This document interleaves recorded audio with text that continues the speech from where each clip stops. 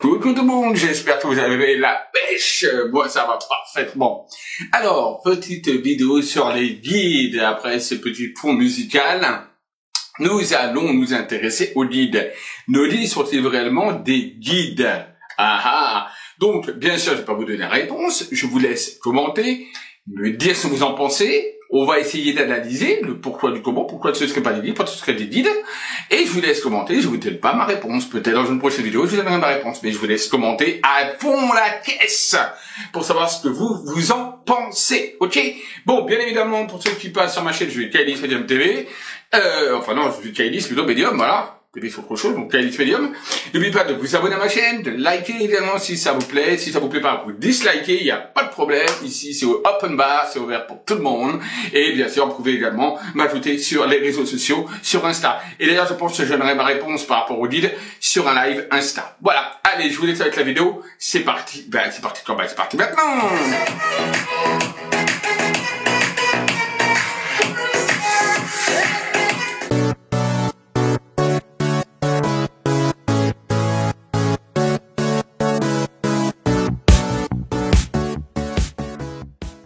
Bon, maintenant, on revient aux choses sérieuses. Les guides sont-ils réellement des guides? Une question qu'on peut se poser, d'où viennent-ils? Qui sont-ils? Pourquoi ils nous accompagnent? Pourquoi sont-ils nous accompagnants? Donc on va regarder tout ça ensemble. Déjà, il faut savoir ce que c'est un guide. Il faut savoir que quand on est incarné, quand on s'incarne, on a un plan de chemin de vie, comme un plan de carrière, si vous voulez, qu'on fait de l'autre côté, tout simplement de l'autre côté du voile. Et on a des accompagnants, des gens qui vous disent, ok, tu vas venir t'incarner, on va venir t'aider, on va venir t'épauler un petit peu, parce que des fois, ça va être la merde sur terre, tu vas te faire, bien balancer de droite à gauche, et on va bien te rentrer dedans, ça va pas être très facile. Donc, on va t'accompagner. Ok. Donc on arrive, on débarque, etc. Tout est quanti, jusqu'à l'âge où on est enfant, on perçoit des choses, etc. Parce qu'on est encore spirituellement très proche de l'autre côté, plus sur le monde matériel et terrestre, bien évidemment. Ensuite, on perd un petit peu cette intuitivité, si je puis dire, ou cette connexion. Et de ce fait, on se retrouve seul. Mais est-on véritablement seul? Non. Si on arrive à se centrer, à s'aligner et à s'écouter, et à faire donc le vide mental, on peut entendre et on peut s'apercevoir qu'on n'est pas totalement seul. Alors on n'est pas dérangé pour autant, c'est pas que dans notre tête, on n'est pas des foufous, on n'est pas bon pour l'asile ou pour la psychiatrie. Bien qu'en psychiatrie, il y a beaucoup de médiums qui ne se savent pas ou qui ne savent pas contrôler et qui sont un petit peu schizophrènes, voilà, parce qu'ils n'arrivent pas à contrôler, on va dire, toutes les informations qu'on leur envoie. Tout simplement, les pensées qu'on leur renvoie. Donc, quand on arrive à se centrer, à s'aligner, et qu'on va faire le non mental, on peut s'apercevoir qu'on peut avoir des pensées qui ne sont pas les nôtres. Ou alors qu'on peut entendre, tout simplement, quelqu'un qui nous parle, homme, femme, une voix, voilà, qui sort de je ne sais d'où. Ou alors, pourquoi pas aussi avoir des visions ou des flashs. Ces informations nous sont données par qui? Donc, beaucoup disent, c'est ton guide qui est là. Fais-lui un coucou, parle-lui. Il est là et t'écoute. Il est toujours là pour toi. Bon, ok, je veux bien. Maintenant, ce guide-là, est-ce que c'est une personne? Ou est-ce donc une entité? Ou est-ce une énergie, une conscience? Déjà, première question qu'on doit se poser. Très souvent, on demande le nom du guide. Ensuite, on perçoit si c'est un homme ou une femme. Mais est-ce qu'on perçoit véritablement la personne ou on perçoit l'énergie plutôt yin ou plutôt yang? Pour rappel, yin c'est le féminin, yang c'est le masculin. Oui, j'ai voulu faire un petit peu un truc yin-yang, l'harmonie, du bien, du mal, l'équilibre, voilà. Donc, est-ce donc une énergie plutôt féminine ou plutôt masculine? On ressent l'énergie, on dit, ah bah tiens, c'est un gars. Ah bah non, tiens, c'est une gonzesse. Ok. On demande le nom, des fois on a des noms, des fois on n'a pas les noms. Ok. Donc, on dit, bah il y a bien quelqu'un à côté de vous, il y a bien une présence, il y a bien une personne à côté de vous. Ça, on va dire c'est b.a.-ba de ce qu'on apprend, de ce qu'on sait. Deuxième possibilité, on arrive sur Terre, on débarque, on fait coucou, nous voilà, hop, on ouvre la porte, on sort, on arrive. Ok, bon, on est tout seul au départ, et ensuite arrive ces fameuses pensées, quand on est centré, toujours aligné, et qu'on est à l'écoute de soi-même, ces fameuses pensées, cette fameuse voix, éventuellement qui arrive, ou ces fameuses visions. Mais genre, est-ce que c'est vraiment quelqu'un, ou est-ce que c'est une conscience? Quand j'entends par conscience, une énergie. Ça, c'est un deuxième point. Si c'est une énergie, on ne peut plus véritablement avoir de nom. Une énergie n'a pas de nom. Ou on ne peut plus avoir véritablement de sexe, masculin, féminin. Ça va vous dire si c'est une énergie masculine, une énergie féminine. Et l'énergie va te donner de nom. Bon, ok, dans ce cas-là, ce n'est plus une énergie, mais c'est une conscience. Différent. Parce que l'énergie n'a pas de nom. Dans ce cas-là, c'est une conscience. C'est une conscience d'un être qui a vécu et qui débarque, qui arrive pour être ton guide, sous le biais d'un contrat que vous avez formé. Et donc, il arrive en mode conscience. Donc, ce n'est plus une personne, c'est une conscience. Déjà. Et la conscience va nous donner des informations parce qu'elle a la connaissance de tout. Et la conscience vient d'une âme qui était incarnée, qui s'est désincarnée. Ok? Et donc, en effet, ça peut être une âme masculine ou féminine. Donc, une conscience masculine ou féminine. Mais une énergie n'a pas de conscience. Donc, ça ne peut pas être une énergie. Deuxième procédé. Troisième possibilité. Et j'ai envie de dire, pourquoi notre guide, ce ne serait pas tout simplement notre inconscient? Ah, quand on se pose 5 minutes, on dit, ah ben, pourquoi pas?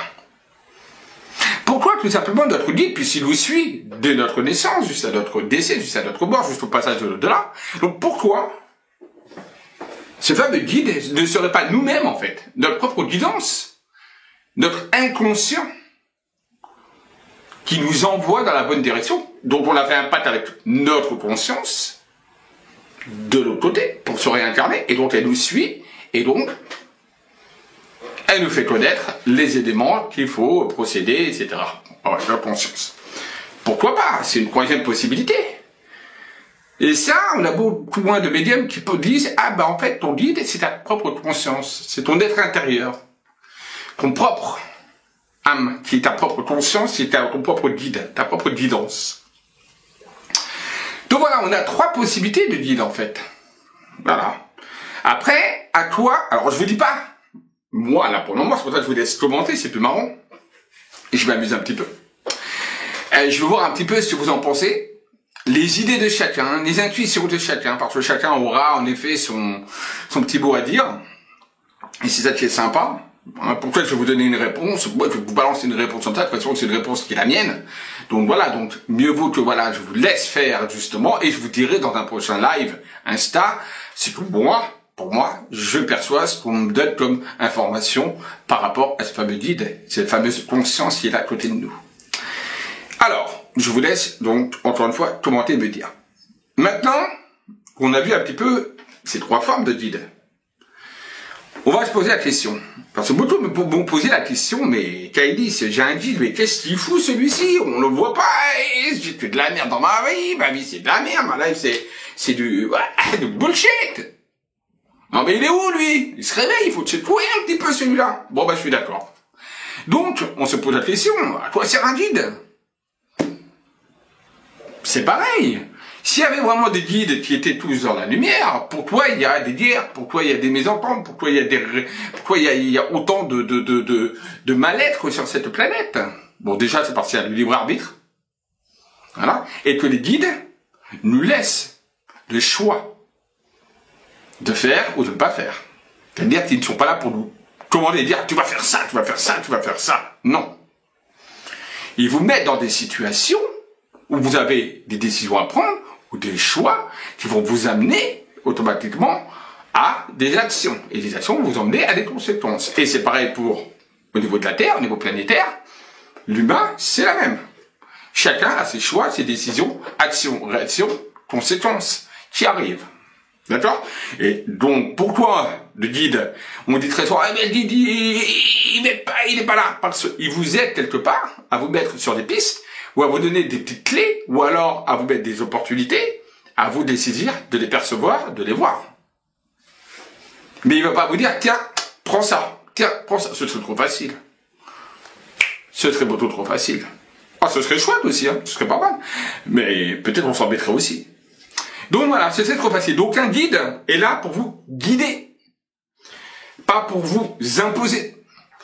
Pas pour... Alors dès que vous avez par contre une voix intérieure qui vous dit « fais ci, fais ça, lui c'est un con, lui c'est ça », dites-vous que ça n'était pas votre guide. Dites-vous que là, vous avez affaire à une entité plutôt négative, du bas astral, par exemple. Parce qu'un guide est toujours avec de bonnes intentions. Premièrement, parce qu'il a fait un contrat avec vous de l'autre côté. Peut-être aussi parce que c'est votre propre vous-même, votre propre inconscient, et votre inconscient ne va pas vouloir vous du mal. Peut-être que c'est ça. Ou peut-être que c'est idéalement, et j'avais oublié de le dire, une ancienne réincarnation que vous avez eue, une conscience d'une ancienne réincarnation que vous avez eue, qui est devenue la vôtre maintenant en tant que guide. C'est aussi possible. Ça, j'avais pas parlé de ça. De dire qu'il y a en fait une ancienne réincarnation de vous qui vient en mode parcelle de conscience, boum, une partie de votre âme qui est là, qui vous appartient. Et donc c'est une ancienne, on va dire, conscience d'une autre vie planétaire ou autre, extraterrestre ou autre. Ça, c'est également possible. Vous voyez, il y a plusieurs facettes dans les guides. Donc, comment dites-moi. Voilà, cette diamant-là, j'avais oublié de parler de ça. Bon, ça fait partie de votre être, de toute façon. Voilà. Donc, le guide, on a vu donc quelle société plus ou moins, ou pas. On a vu à quoi il servait. Voilà. On a vu, notamment, si vous avez des ordres ou une sensation d'étouffement, ce n'est pas un guide, c'est automatiquement une entité qui est plutôt malveillante. Bien évidemment, ce ne sera pas une entité bienveillante. Voilà. Donc voilà pourquoi, très souvent, quand on me dit « Ouais, Kailis, mon guide, il fait quoi? Il peut pas m'aider, etc. » il vous aide quelque part, oui, mais dans un sens, il vous aide, mais peut-être pas de la manière humaine que vous percevez. Voilà, tout simplement. Donc c'est très difficile, et pour ça, bien évidemment, il faut quand même, on va dire, arriver à s'ancrer, s'aligner, être dans le mental, et avoir la foi et croire également qu'il y a des personnes ou une conscience ou une énergie à côté de vous, sinon, bien évidemment, vous n'allez rien cramer, vous n'allez rien capter. Forcément, c'est logique.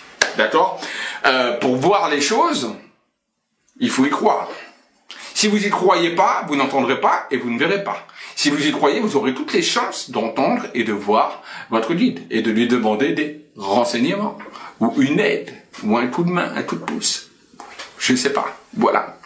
Ok, donc ne désespérez pas si ça va mal, votre guide est quand même là, essayez de l'écouter, il vous enverra des opportunités, il vous enverra des petits atouts là, comme ça, tac, pour vous pousser sur le bon chemin, d'accord? Et si vous n'êtes pas sur le bon chemin, vous mettrez des petites trampes que vous tromperez, ah non, c'est pas bon, il faut que je change tout simplement. Ok, voilà. Donc c'était une petite vidéo sur qu'est-ce que les guides, donc n'oubliez pas de commenter la vidéo pour me dire pour vous qu'est-ce qu'un guide, et surtout, le guide c'est quoi? C'est qui? Est-ce une énergie? Est-ce une conscience d'une vie antérieure, mais qui est nôtre et qui nous appartient? Est-ce une personne, on va dire véritablement, qui est là, qui est plantée à côté de nous, comme mon ami Bouddha, ici, par exemple? Ou est-ce, comme j'ai dit, une conscience universelle, ou pourquoi pas une conscience divine, pourquoi pas?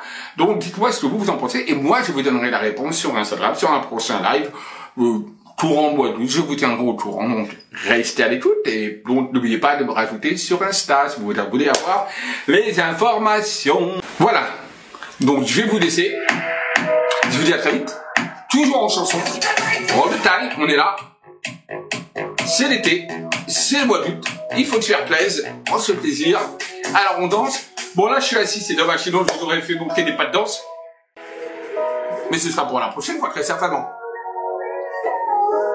Bisous à tous, et n'oubliez pas surtout, la voyance, c'est le que de la voyance. Bisous.